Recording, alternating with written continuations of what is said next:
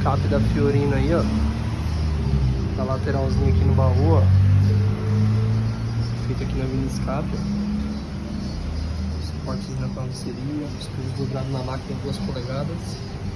Suporte intermediário feito, abraçadeira para poder desmontar e abafadorzinho já para cá no meio para poder dar uma seguradinha no ronco.